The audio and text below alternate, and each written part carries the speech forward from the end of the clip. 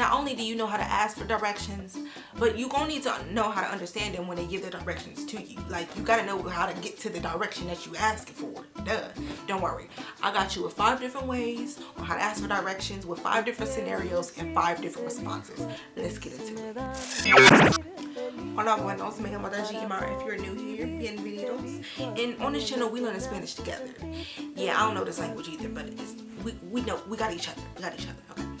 Disculpe, ¿cuánto tiempo se tarda en llegar al centro comercial?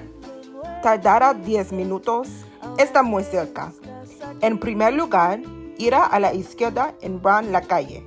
En segundo lugar, siga recto pasando el edificio azul y cruce la calle en la izquierda.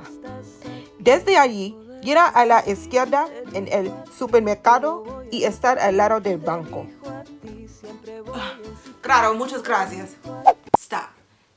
Take a screenshot of these vocabulary words. These are important to understand when you are asking someone for directions, because even if you're not fluent in the language, if you can hear these words, you'll know where to go. Let's get back to the questions. Perdón, ¿podría ayudarme, por favor? Estoy buscando el concierto de Bad Bunny. Cruce la calle en la intersección, rodea la iglesia y gira a la izquierda en la calle. Vaya 2 cuadros, irá a la derecha de nuevo. Es un gran edificio amarillo. No te lo puedo pedir. Muchas gracias. Disculpe, ¿sabes dónde está el café? Siga recto, pasando la intersección hasta que ve la plaza. En la plaza, ir a la derecha en la intersección. Siga la calle naranja y cruce el puente. A continuación, gira a la izquierda en el edificio verde y el café está al lado. Claro, muchas gracias. Perdón, ¿esta es la combina en la playa?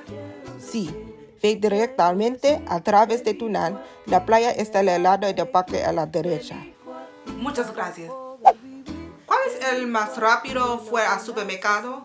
No te preocupes. En el semáforo gira a la derecha y cruce el parque. Desde allí a la izquierda en la plaza. El supermercado está enfrente de la iglesia. Claro, muchas gracias. Hold up. Now you know 5 new ways to ask for directions and you got 30 new vocab words. I see you.